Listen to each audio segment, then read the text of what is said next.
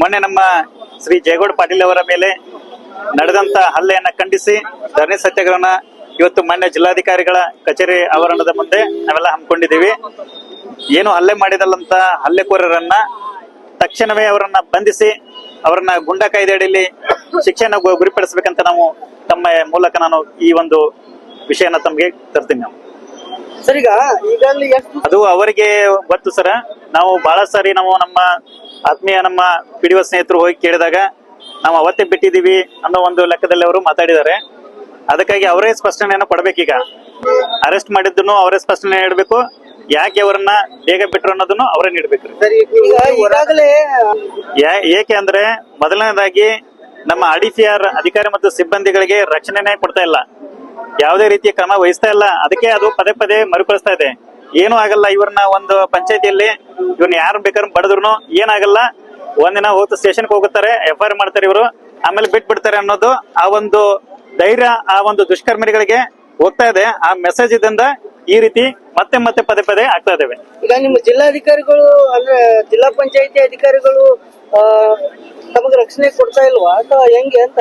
ಈ ಹಿಂದೆ ನಮ್ಮ ನಾಗಪ್ಪ ಕೊಡ್ಲಿ ಅವರು ಕಾರ್ಯದರ್ಶಿ ಅವರ ಮೇಲೆ ಏನು ಹಲ್ಲೆ ಆಗಿತ್ತಲ್ಲ, ಆ ಟೈಮಲ್ಲಿ ಅವ್ರು ಹೇಳಿದ್ರು ಸಾಹೇಬ್ರು, ಈ ಹಿಂದೆ ಮುಂದೆ ಯಾವುದೇ ರೀತಿ ನಮ್ಮ RDPR ನೌಕರರ ಮೇಲೆ ಈ ರೀತಿ ಹಲ್ಲೆ ಆಗದಂತೆ ನಾವೆಲ್ಲ ಕ್ರಮ ವಹಿಸ್ತೀವಿ ಅಂತ ಹೇಳಿದ್ರು. ಬಟ್ ಈಗೇನಾಗಿದೆ ಅಂದ್ರೆ ಮತ್ತೆ ಅದು ಬೆಳೆದು ನಿಂತಿದೆ. ಅದಕ್ಕಾಗಿ ದಯವಿಟ್ಟು ಮಾನ್ಯ ಜಿಲ್ಲಾಧಿಕಾರಿಗಳನ್ನ ಮತ್ತೊಮ್ಮೆ ನಾವು ಈ ಧರಣಿ ಸತ್ಯಾಗ್ರಹದ ಮೂಲಕ ಬೇಡಿಕೊಳ್ಳೋದೇನೆಂದ್ರೆ, ಈ ರೀತಿ ಭಯದ ವಾತಾವರಣ ಏನು ಸೃಷ್ಟಿಯಾಗಿದೆ ನಮ್ಮ ಜಿಲ್ಲೆಯಲ್ಲಿ, ಈ ನಮ್ಮ RDPR ಅಧಿಕಾರಿ ಮತ್ತು ನೌಕರರಿಗೆ ಏನು ಕೆಲಸ ಮಾಡೋದಂತ ಪರಿಸ್ಥಿತಿ ನಿರ್ಮಾಣ ಆಗಿದೆ, ಅದನ್ನ ಸರಳೀಕರಣಗೊಳಿಸಬೇಕಂದ್ರೆ ನಮಗೆ ಸೂಕ್ತ ರಕ್ಷಣೆ ಬೇಕು. ಅದಕ್ಕಾಗಿ ಒಂದು ರಕ್ಷಣಾ ಕಾಯ್ದೆ ಪ್ರತ್ಯೇಕವಾಗಿ ಬೇಕು. ಅದಕ್ಕಾಗಿ ಮಾನ್ಯ ಜಿಲ್ಲಾಧಿಕಾರಿಗಳು ಅದನ್ನ ಕ್ರಮ ಕೈಗೊಳ್ಬೇಕಂತ ಹೇಳಿ ನಾವು ಕೇಳ್ಕೊತೀವಿ. ಇವಾಗ ನೀವು ನಾವು ಘೋಷಣೆ ಹೋಗ್ತಾ ಇರೋದು, ನಮ್ಮ ಏನು ಜಯಗೌಡ ಪಾಟೀಲ್ ಅವರ ಮೇಲೆ ಏನು ಹಲ್ಲೆ ಆಗಿತ್ತಲ್ಲ, ಆ ಪ್ರಕರಣವನ್ನ ನಿರ್ವಹಿಸಲು ವಿಫಲರಾಗಿದ್ದಾರೆ. ಯಾಕಂದ್ರೆ ಒಬ್ಬ ಸರ್ಕಾರಿ ನೌಕರಿ, ಗ್ರಾಮ ಮಟ್ಟದ ಒಬ್ಬ ಅಧಿಕಾರಿ ಮೇಲೆ ಹಲ್ಲೆ ಆದಾಗ ತಕ್ಷಣವೇ ಅವರನ್ನ ಬಂಧಿಸಬೇಕಿತ್ತು.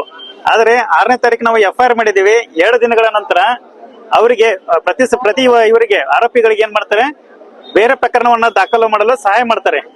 ಇದರಿಂದ ನಮ್ಮ RDPR ನೌಕರು ಯಾವ ರೀತಿ ಕೆಲಸ ಮಾಡ್ಬೇಕು? ನಾವು ಹೀಗೆ ಒಂದು ಫಾಲ್ಸ್ ಬ್ಲಾಕ್ ಮೇಲ್ ಕೇಸ್ಗಳನ್ನ ನಮ್ಮ ನೌಕರರ ಮೇಲೆನೆ ಹಲ್ಲೆ ಮಾಡಿ ಮತ್ತೆ ಅವ್ರ ಮೇಲೆನೆ ಕೇಸ್ ಮಾಡೋದ್ರಿಂದ ನಾವು ಯಾವ ರೀತಿ ಕೆಲಸ ಮಾಡೋದು?